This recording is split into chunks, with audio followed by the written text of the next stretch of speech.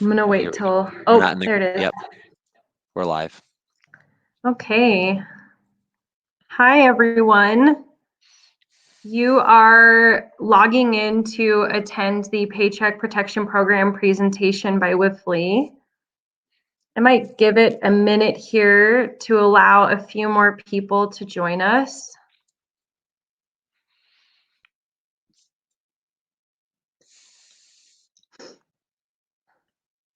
Okay, it's 1 minute after 1, so I think we'll go ahead and get started, and people might, be logging in to join us. Hopefully you can all see my screen. As I mentioned, this is the Paycheck Protection Program presentation by Wipfli.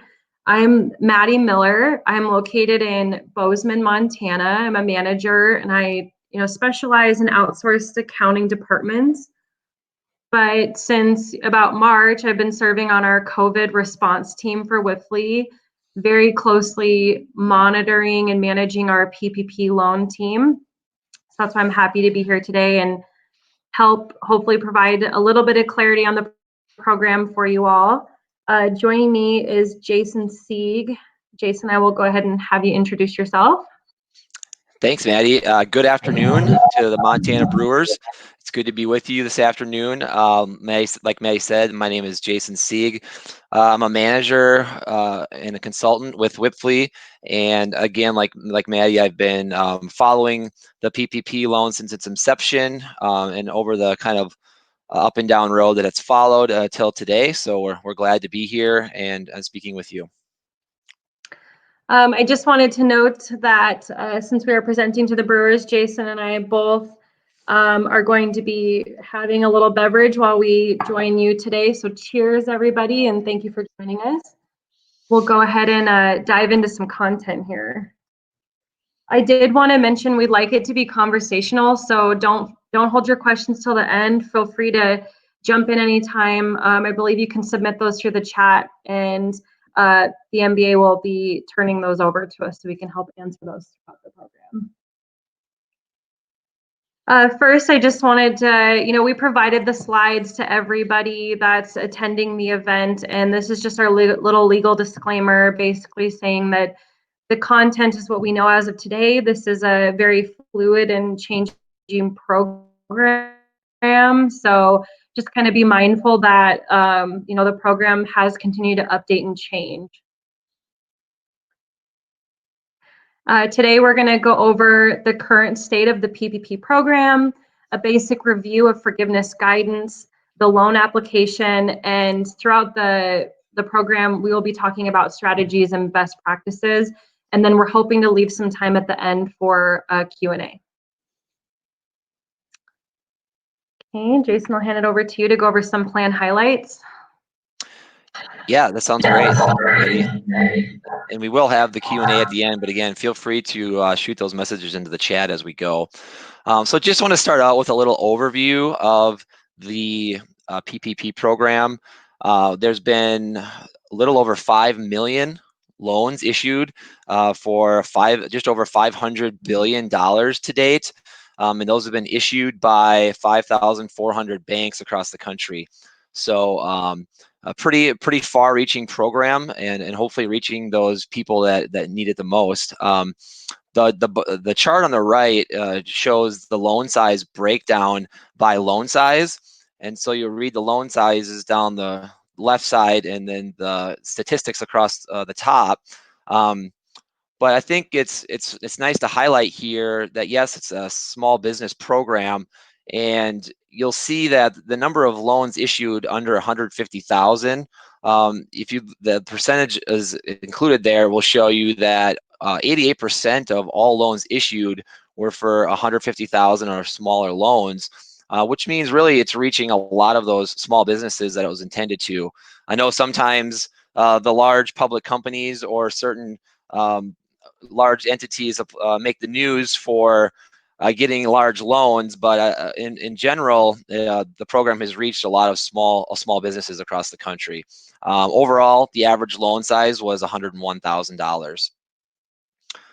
And so if you're ever interested in finding more information, we did include the link to the Treasury's website to look at those live statistics.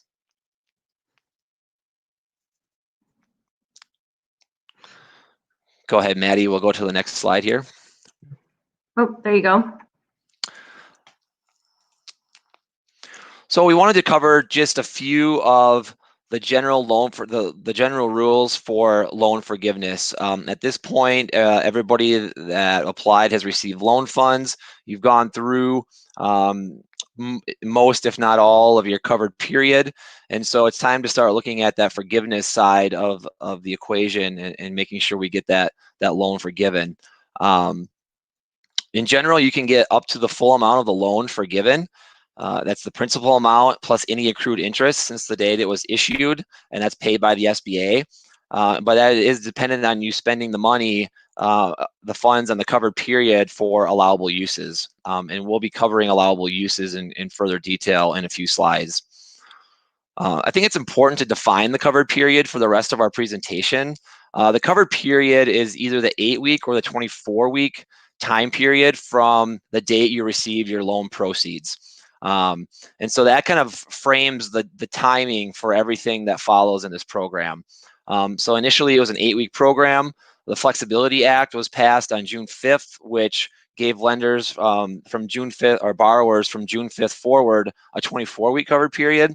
And also, if you had received your loan previous to that, you would have the option to keep your 8-week period or use the 24-week period, whatever was more advantageous for your situation. Once you get through the calculations, if there is a portion of your loan that is not deemed forgivable, it does convert into a loan, and it has a 5-year repayment period, and it will incur interest at 1%. So even if it is not fully forgiven, you do have favorable lending borrowing terms to repay that loan. And again, the Flexibility Act has allowed for up to 10 months of principal and interest deferral on your loan, and that's from the end of your covered period. And so, really that's saying is that you've got some time to go through the forgiveness application process, make sure we understand enough about the rules to be in a comfortable position. And so with that 10-month window, we really, gives us that time to make sure we're where we want to be with our loan program. If you should wait until after that. Oh, sorry. Do we have a question? I'm sorry, Jason, Maddie, pardon the interruption. This is Ryan. Maddie, I think we're not seeing your screen again, your PowerPoint presentation. So if you want to look and see if you were sharing screen or toggle back over to that, just to give the visual aid there. Yeah, shoot. Has that been happening from the beginning? No, we just lost just about a slide ago, but now we're back up and running. So awesome. All right. Just back one slide, Maddie. Okay. Thanks, Ryan. So yeah, we were just finishing up the conversation on this slide, the 10-month window until that would actually start accruing principal and interest. So keep that date in mind as we move forward. Now we got your background, Maddie. Again? There you go, right there. Okay. Can you see this slide? Yep. Okay. So go ahead and go to the next slide. Okay.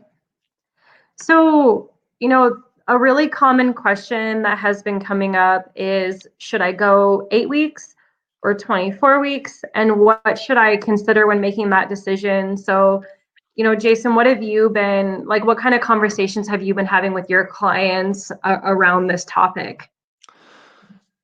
Yeah, it is a common question, and important to understand which time period would better serve you. One of the first factors that we want to look at is just overall simplicity. If we can go a longer time period and incur enough eligible expenses through payroll costs alone, it's really going to reduce the administrative burden that you have to collect documentation for all of the different eligible expense types that are eligible for the program.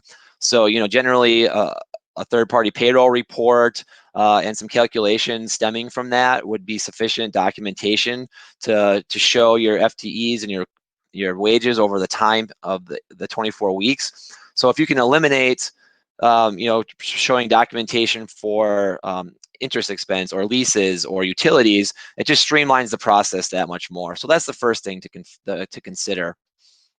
Some of the other considerations we want to think about, it's been difficult to we've seen that it's been difficult for our clients to spend their full loan amount over a tight 8-week window, especially given some reductions in operations and things like that that borrowers have encountered with the pandemic. So definitely you want to make sure you're expending all your funds on allowable uses, and if it takes longer than 8 weeks to do so, then that's a better route for you.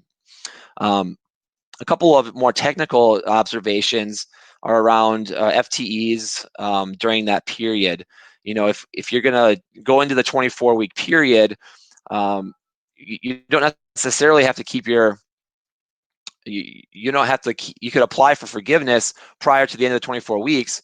But in general, we've been cautioning people against significant layoffs from when you cut off your payroll to the time that you apply your loan for application for forgiveness. And that's just due to uncertainty or lack of clarity from the Treasury and SBA on this topic of, you know, does it cut off, say, at 12 weeks or 15 weeks? When I cut off payroll, or do I have to keep maintaining those FTEs until I submit my application for forgiveness? So that's a consideration if you're thinking about changing the employment structure or needing to lay people off. You want to consider that before you do so. And then the third item that we've had to consider is, you know, how much of a wage am I capped at if I go to the 24-week period? And for regular employee calculations, you know, generally you were allowed to take 24 weeks prorated to $100,000 a year for each employee. But say if you only use 12 weeks of payroll, you would allocate that, only include up to that prorated amount based on 12 weeks versus the full 24. So it gets into some technical calculations at that point, Maddie, to consider when you calculate the amount of your loans available for forgiveness. Yeah, and this has been really common. I just wanted to let everyone know, I would say a great deal amount of the loan apps that we have been working with at the firm currently are people going to 10, 13 weeks. So they didn't use all their funds in the 8 weeks, but they don't need to go the full 24. So they're looking to apply kind of in the middle there. So these are frequent considerations to think about. It's kind of why we wanted to share them with you today. Okay. So we'll dive a little bit deeper into some of the payroll costs and some touch on some areas that you could experience a reduction in the amount of forgiveness based on certain criteria that are required of the program. So the first criteria is that the payroll costs that you're incurring must account for at least 60% of the total PPP forgiveness amount. Otherwise, you're capped at 60% of payroll costs to be forgiven under the loan. The first kind of cutback or reduction in forgiveness you could experience would be due to a salary and wage reduction of 25% or more for any individual employee. So you'd have to look at employees that worked during the covered period and compare their salary rate or their average hourly rate of pay to a baseline period. And in this case, the salary wage baseline period is Q1 2020 or January 1 to March 31. You have to kind of compare those two time periods. And if any individual employee reduced pay by more than 25%, there would be a dollar for dollar reduction in forgiveness for that amount that exceeds the 25% reduction. And Jason, just like a really simple example, because this is the rate, right? Not the hours. So it would be if you had an employee that was earning $20 an hour and for whatever reason, due to your business operations, you reduce them to $15 an hour. So it's actually the rate that you're paying per hour can't have reduced. Correct, yes. Yep, so yeah, you want to consider that when you're making that calculation on your forgiveness application. So the second area you could receive a reduction in forgiveness is around the FTE count. So from you're required to maintain an FTE count over the covered period, also as compared to a baseline period. But in true Treasury fashion, they have mixed in some confusion here. The baseline period for the FTE analysis is a different time period than it is for the salary and wage rate reduction. So if you're looking at your FTE counts, you still calculate your FTEs over the covered period, but then they give you two options, January or February 15th of 2019 through June 30th of 2019, or January 1, 2020 to February 29, 2020. And then they're allowed to take the lesser of those two calculations as the baseline to compare to your covered period. So you'll want to look at both to determine what's more advantageous. If your FTEs should drop during the covered period, you would see a kind of a pro rata percentage reduction of the eligible expenses for forgiveness. So say you had $100,000 of eligible expenditures, but you had a 20% FTE reduction, all else being equal, they would reduce $20,000 from forgiveness of your eligible expenses. Mm-hmm. And then the last criteria is that you have to be incurred or paid during the covered period. And so what that means is the payroll must be incurred, which generally means the day that the employee worked is the day that it's incurred. And so that has to be incurred or paid during the covered period. So that's the day that, checks were cut or direct deposits hit employees' accounts, things like that. So if either of those fall within the covered period, then you're allowed to use those. Now, it does leave room for, under the paid criteria, you could have incurred payroll costs prior to the date you got your funds, but you didn't pay that payroll out until after you received your PPP funds. That would make that full payroll eligible for forgiveness, even though the days worked were prior to your loan proceed date. So little things like that may allow you to sneak another payroll into your covered period if need be. But then on the back end, towards the end of your covered period, you can only incur those up through the end of the end date of your covered period, and then those can be paid during the covered period or on or before the next regular payroll cycle. So you don't have to move a payroll into your covered period for it to be eligible for forgiveness. As long as you've incurred it and you pay it on its next regular cycle, that will be eligible for forgiveness as well. Mm-hmm. So go ahead. Yeah. Another common question that has come up is, I have this employee that I need to let go for performance. They're not showing up. They have poor performance at work, or I had an employee quit, or, I have an employee that just doesn't feel comfortable coming to work. So, so they've quit due to COVID. We get a lot of these questions about if it's going to affect their FTE count. So, what are some of the exemptions for employers to avoid being penalized for any of these situations?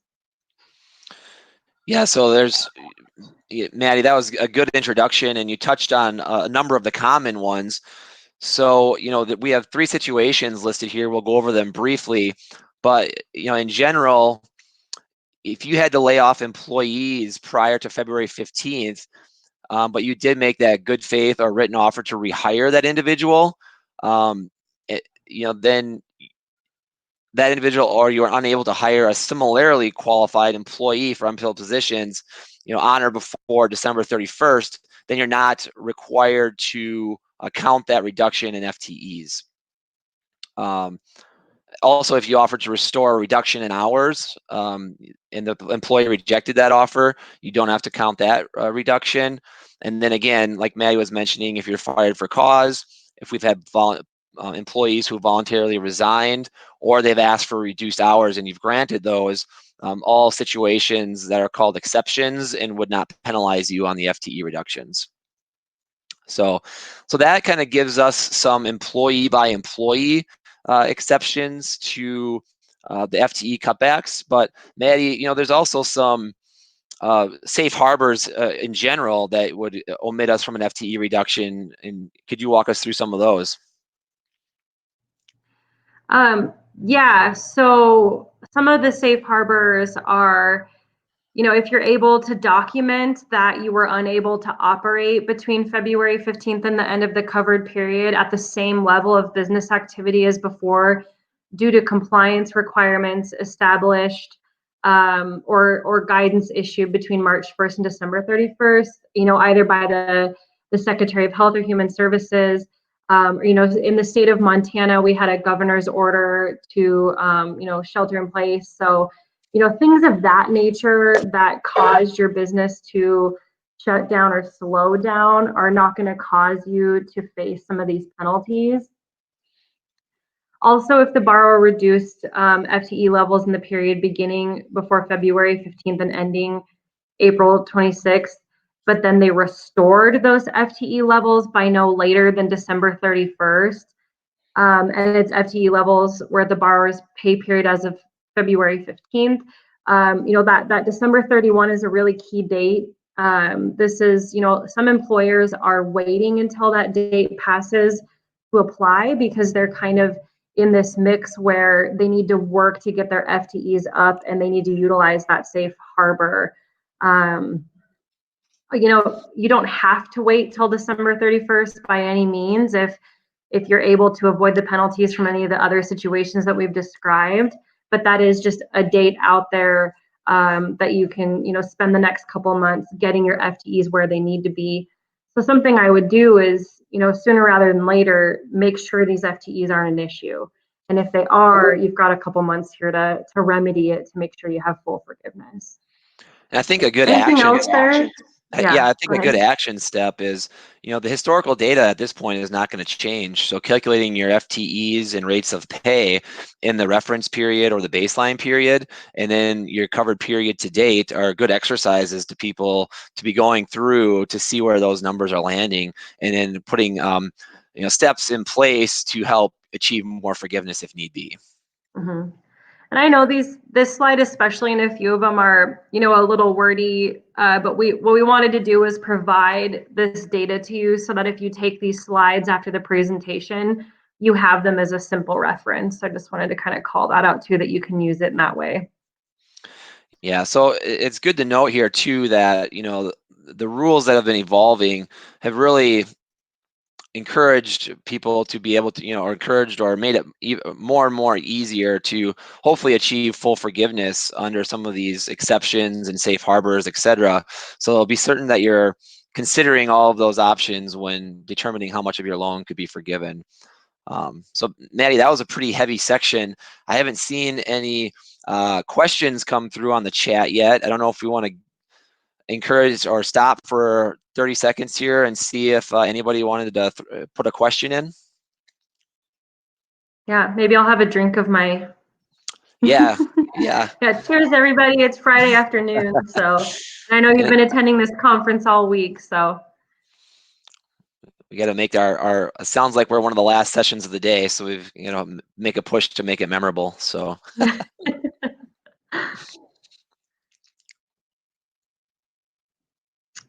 Well, if we don't have any questions, I'm sure Ryan's checking. I don't see any in the chat. Okay. Oh, okay. Alrighty. Well, we will continue on then.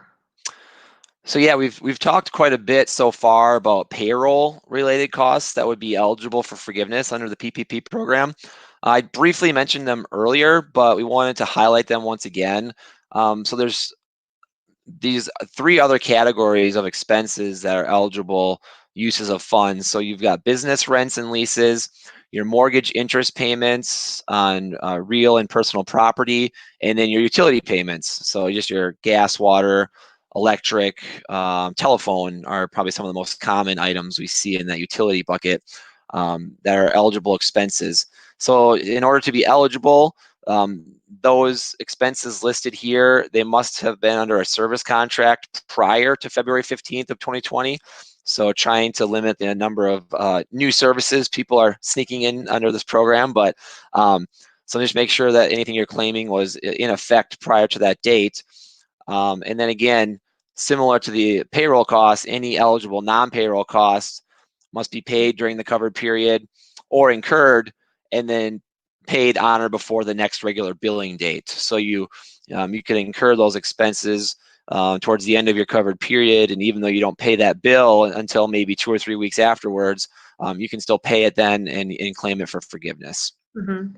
Something I just wanted to comment on here that has been a common question is, can I take fuel? Can I take this? You know, and people are starting to get really creative about all the different expenses that maybe they can take.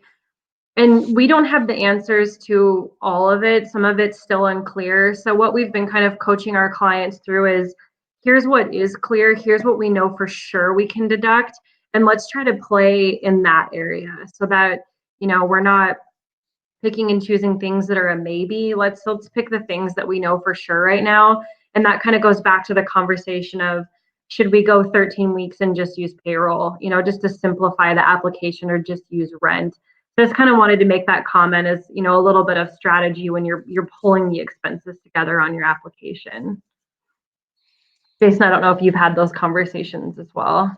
Yeah, absolutely. We've been having those conversations, and you know, in general, the simpler the better. And so, any gray area we can weed out is that obviously to our benefit. And you know, the 24-week period, Maddie, really allows us to use only a certain type of expense that we know is more safe for forgiveness. So. Okay. So as we've mentioned more than once now, the SBA and the Treasury continue to release guidance. You know, we got this guidance just as recent as, you know, August 24th. And, you know, it really brought some clarification. I actually had some applications that were out there that we had to go out and say, you know, reach out to the bank and say, hey, we got this new guidance. Can we modify our app before you give it to the SBA? And one of the clarifications was, you know, what's an employee owner? The program references employee owners a lot. We know for S corporations that greater than 2% is a common number, so we didn't know if that was it. Well, the IRS came out and said it's an employee owner who owns 5% or greater in either a C or an S corp. This didn't apply to partnerships. So this made a lot of the compensation limits apply to those individuals, and that's an important limit that's getting applied. And it also pertained to retirement expenses and, you know, other things across the line there. So this was an important clarification we got. So anyone, you know, 5% or greater in these types of entities is going to have some compensation limits in regards to what can be used for PPP loan forgiveness. They also gave us some, you know, clarity around property. One thing is, you know, rent expense. Say you're renting a 12,000 square foot space and you're subleasing, you know, 500 square feet. You have to net that sublease with what your, you know, your tenant rent income is. Same thing goes for mortgage interest on a property. So if what you're paying is, you know, mortgage interest, and you are sharing that space with another business and they're paying some of that, you have to, you know, net that expense. I believe my next slide has some more. So also in that issued guidance was home office expenses. This is really applicable to our sole proprietors out there or any partners who are getting reimbursement for home office. These are based on the 2019 tax return filing. We are almost to the October 15th deadline, so most everybody should be having their, you know, their sole prop Schedule C tax filings in, and they can use those to base what their deduction could be on their PPP filing. Related party rents. This was a really big one, and I know in Montana it's very common to own your building, you know, either in an LLC or you know, another form of partnership, and then have the operating entity rent from it. The Treasury came out and said, you know, that is allowable, but only to the extent that it does not exceed the mortgage interest owed on the property during the covered period attributable to the space being rented. And it had to be on a pre-February 15th mortgage, and the documentation must be provided to the lender. So they didn't come right out and say it, but it would seem to say that any debt-free related properties and otherwise eligible mortgage interest paid to a related party is not eligible, and it, as a non-payroll cost. So this was a pretty big deal. Want to call this one out, you know, have some conversations with your lenders or your accountant or whoever you're working with to put your application together. This is an important piece. Anything on that, Jason, that you've been having conversations around, or? No, I've had the conversations for sure, Maddie. But just making sure. I think one thing to add in there is, if the related party holds the actual debt on the property, none of the interest expense is going to be allowable. Whereas if the related party has third-party debt with a bank, for example, then that's where that provision you mentioned, up to the amount of mortgage interest that the owner or the lessor owns on that property, is what you can count towards PPP forgiveness. Yep, very good point, because that is also potentially common. So thank you. Okay, taxes. Some strategic planning around taxes. The IRS has come out and taken the position that any expenses funded with the PPP loan amounts that are forgiven are not deductible for income tax purposes. So while the SBA said that these loans were not taxable, this is kind of a de facto taxation due to not being able to take those expenses as a deduction. Something that has started to bubble up as a question is, how should this be handled if you got the PPP loan and used the funds in 2020, but you don't receive a forgiveness letter until 2021? So you don't know if the whole amount's going to be forgiven, or a part of it. In which year do you take the expenses or not take the expenses? And we don't have an answer for that. It's still, kind of up in the air, looking for clarity around that. Congress has indicated that it was not the intent of the program to have business owners face a consequence of participating in the program. And the most recent bill introduced actually reverses this ruling by the IRS. But if we don't see that passed, it's still kind of up in the air on how to handle this. So just keep that in your mind, something to discuss with your tax accountant as you're compiling your information towards the end of the year here. Hopefully by the time we're filing, we'll have some clarity around it, or fingers crossed. I'd like to see it get reversed, of course. And Maddie, it does also have the backing and pushes being made by a lot of trade associations across the country. In our field, the AICPA has been vocal in their pressuring of Congress to get that clarified and allow those expenses to be deductible. So there is a lot of momentum. It just we got to get Congress to get on board, and or Treasury to issue that ruling so that we know that that's going to be available. But so yeah, definitely stay tuned. An evolving topic there. Something else that we wanted to bring up just to keep top of mind as you're closing out 2020 and talking to your tax accountant is research and development tax credits. I know it's very common for breweries and manufacturers to qualify for these credits. And the question has been coming up, these expenses under the PPP program, so wages are a very common allocation to R&D. Are they allowable?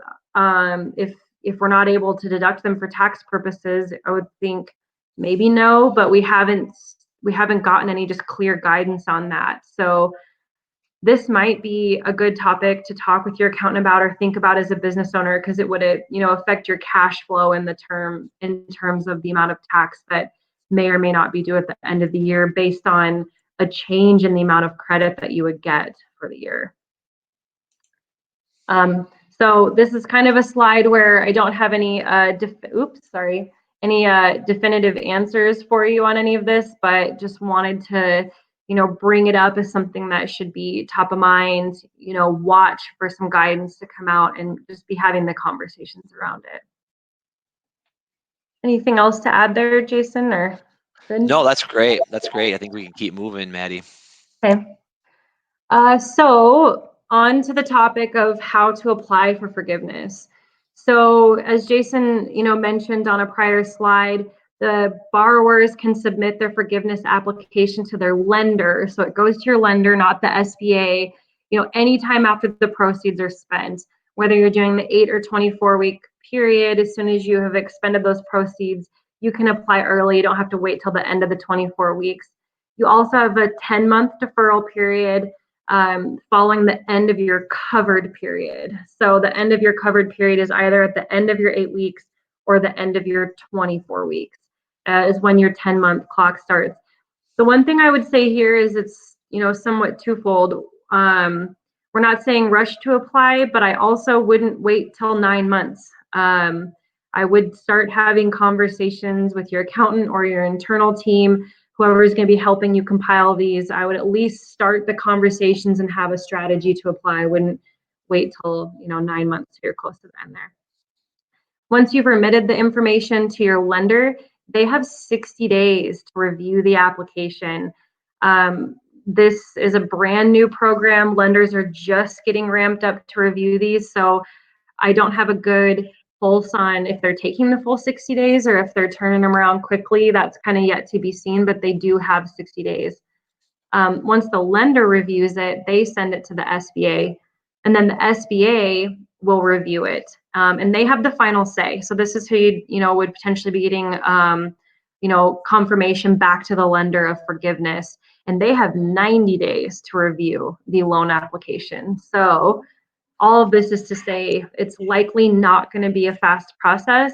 Who knows? We might see the lenders going quick and the SBA going quick, but until we start to see what that process looks like, I'd plan on this being a little bit of a lengthy process here. Yeah, just a couple of quick comments there. Yeah.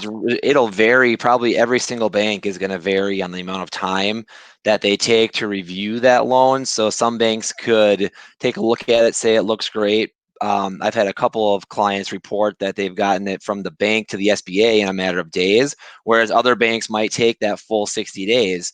So it'll really be a variable process as we go forward.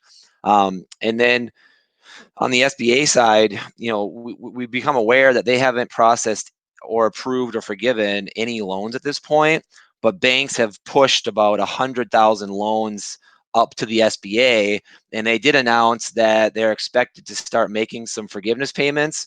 It was supposed to be as early as today, maybe early next week, where we could finally see some movement on the SBA part to start actually forgiving these loans. So hopefully we'll be able to glean some information from what they're looking at, how long is that taking, how much scrutiny are they placing on these loans. So definitely, hopefully we'll get some more information in the next week or so.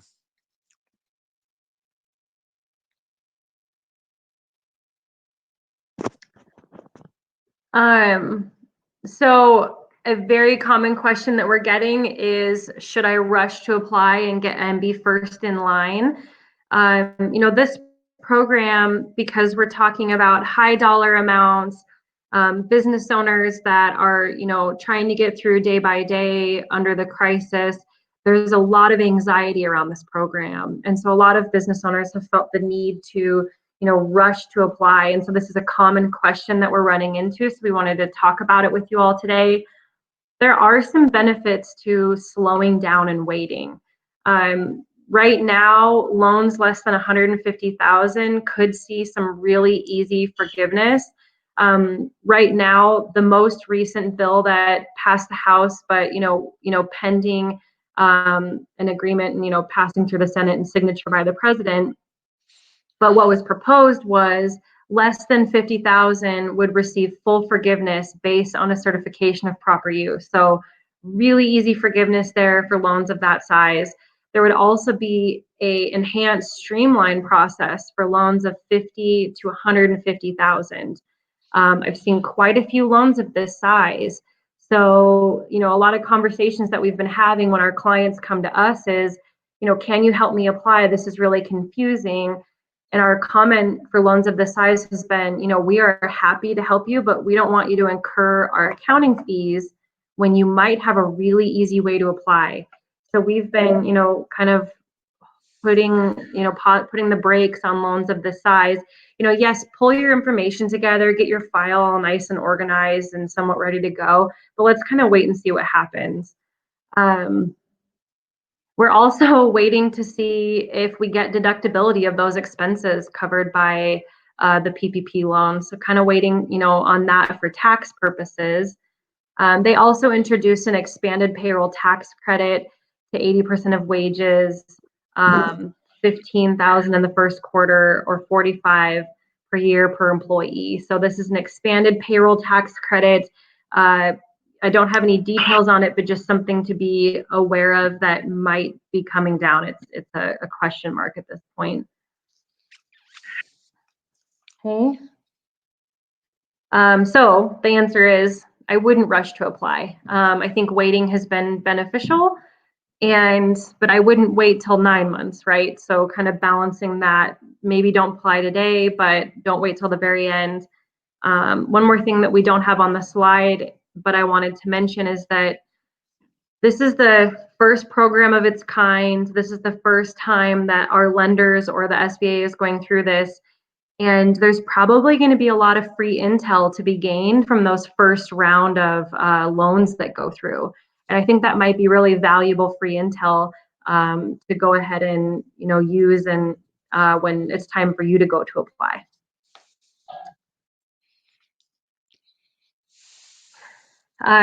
So when you're pulling together your forgiveness application, the form is the 3508 or the 3508 EZ or the lender equivalent. Now, we don't know what this potentially streamlined version is going to be for the 50,000 or the 50 to 150. So to be continued there. But right now we've got these two forms. You're required to remit with, you need to fill out the form and you'll need to initial and sign. And along with that, there's payroll documentation. You need to provide documentation of payments made, payroll tax forms, and documentation of non-cash payments. Some common forms of this that we've seen is, the payroll summary from your third-party service provider or equivalent. We've actually seen people turning in bank statements, although not required if you provide another form of documentation. They are requiring the payroll tax forms. And for non-cash payments, it could be the invoice, the cleared check. They have been calling for lease agreements. So just kind of know there's quite a bit of documentation that needs to be remitted. For the long form is what I'm going to call it, which is the 3508, because it is quite a bit longer than the 3508 EZ. There's a couple schedules that need to be filled out in Schedule A, and we'll have to remit all of the documentation related to those schedules. Maddie, yeah, go ahead.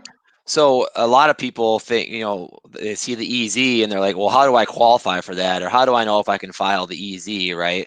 And so along with the form, the 3508 EZ form, there's also a 3508 EZ instruction book. It's short, it's 4 pages. And on the first page of that form, it outlines 3 separate criteria that could make a borrower eligible for the EZ application. And so I would strongly recommend, if you think you might be easy, or look at those criteria to see if you might be eligible for the EZ. And like Maddie was saying, the amount of documentation required to be submitted to the bank is much less under the EZ. So it could expedite that process. So I would strongly suggest go out, review those. They're on the Treasury's website. You can easily find them there and look at those 3 criteria. But in general, if you have not reduced the annual salary or hourly wages of any employee by more than 25%, and you've not reduced, the number of employees or the number of paid hours from January 1 to the end of your covered period, if things have kind of maintained steady status quo for you, go out and take a look at that and see if that could be an option. Yes, thank you. Yes, and we highly suggest, if you can, trying to qualify for the EZ. It saves quite a bit of time and would probably make for a more speedy forgiveness process. Just trying to go to my next slide here. A lot of this on this slide is a little bit of, duplicate from the prior one, but just something to know. There's quite a bit of information that needs to be remitted with the application, and that is detailed on the instructions, as Jason said.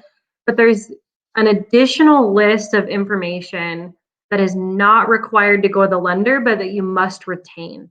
So you'll want to get together a pretty good file of all of this documentation, and you need to retain it for 6 years. I really suggest pulling all of that together now, neat and orderly, while it's fresh in your mind.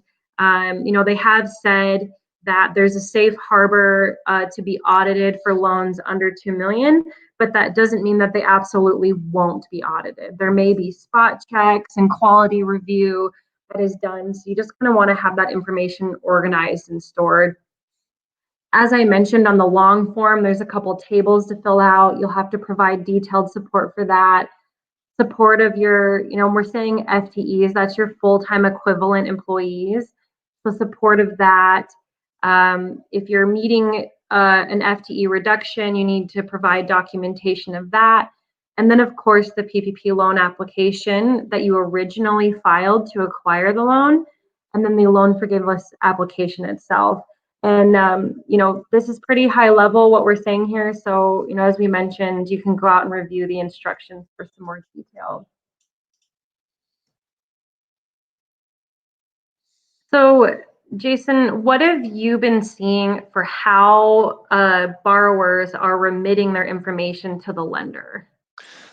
Yeah, I think the common saying here, Maddie, is if you've seen one, you've seen one. The banks are all going to implement different processes, but as you know, in all seriousness, a lot of banks we've been seeing, especially larger banks, are developing portals where you'll need to log in, and there'll be similar forms in digital format online to key in the information from your easy or from your forgiveness application or your easy, and also spots to upload PDFs, Excel files, things like that as your supporting documentation. And that might be a common way for you to get your information to the bank. Others might not have as robust of a platform and might be accepting paper copies of everything or emails of the forms and the supporting documentation. So you'll probably just want to be in touch with your lender on the best format and how to get that forgiveness. I know a lot of lenders have been proactive in communicating with their loan recipients, but if you haven't discussed that yet, it would be a good time to start figuring out where and how you're gonna submit that information. Mm-hmm. Yep, I've been seeing the exact same thing. It really varies bank by bank. And something I just wanted to comment on is that I have been having a lot of clients say, my lender keeps emailing me about how to apply. And I think some of that might be auto-generated communication from your lender, just trying to push out how you can apply. It doesn't necessarily mean you have to apply ASAP, right? We talked about that you have 10 months to apply, but you'll probably see this continued communication as they're sharing and sending out information to you. Okay, so we're getting close to the end here. I just wanted to go over some of the ways that Wipfli, how we've been helping our clients, and then we've also been engaged to help, other businesses that aren't necessarily already clients of Wipfli. We're happy to work with other accounting firms that, maybe haven't invested, quite in the details of this specific program. So we have been collaborating with other firms or new businesses that we've never engaged with before, just to help specifically on the PPP program. We're doing a lot of just consulting, just holding a couple phone calls, talking about their program.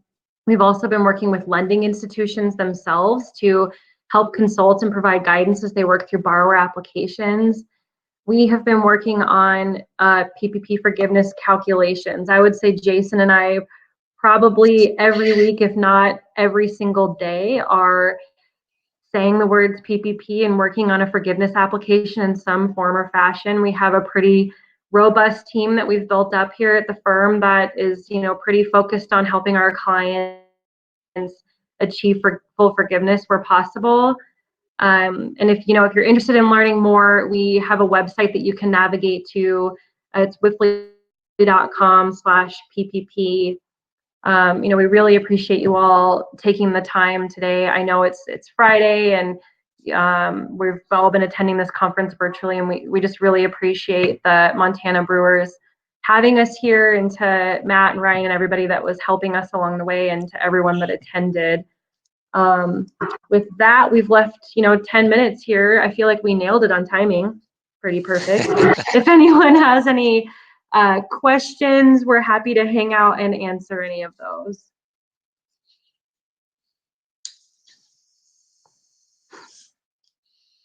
I'm just going to hang out and have the rest of my beer. Maybe there'll be some brave attendees to come on video with us, Maddie. Yeah. Or does anyone want to tell us what beer they're going to drink this Friday afternoon? I actually see one from Matt here. The advice for the smaller borrower to wait and see if Congress will pass legislation for automatic easy forgiveness is great. The question is, how long do we wait? At some point, assuming no action from Congress, should we go ahead and apply? Yeah, so this is a balancing act. I would say I wouldn't apply today. I would maybe wait until after the election. Yeah, I was going to say that. I was going to say, yeah, I would probably wait till after the election. And then I was like, well, maybe after Thanksgiving would be a good, I bet we're going to learn a lot by Thanksgiving. I don't have a crystal ball, but, if after that point in time we're not clear, yeah, I would say go ahead and pull your information together and, get your app in.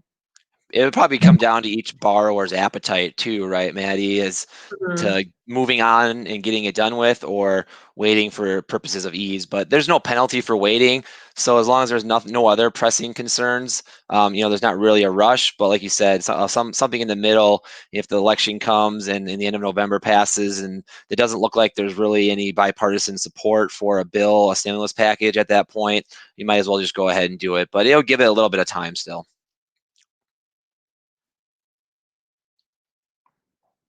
Any other questions out there?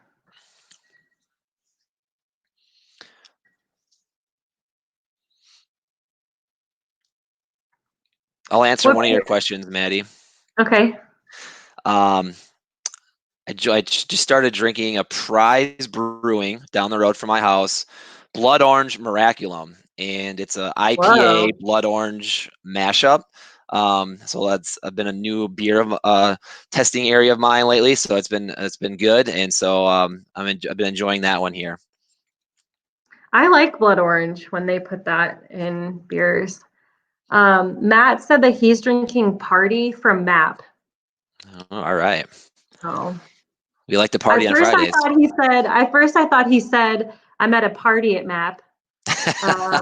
But he said, and I am drinking the Mad Mile Cream Ale. It's got cucumber and honeydew from Bridger Brewing. So thanks for the suggestion, Daniel. I don't know if you joined us today, but it's really good and I appreciate the suggestion. So kind of hang out here for a minute and see if anybody else has a question. Oh, Daniel was the one that said I wasn't screen sharing data. I figured it out. If you hover your mouse over the thing, it stops screen sharing. Oh. So last day of presentations, but tip for anyone else using this. That's what was happening, was I kept hovering.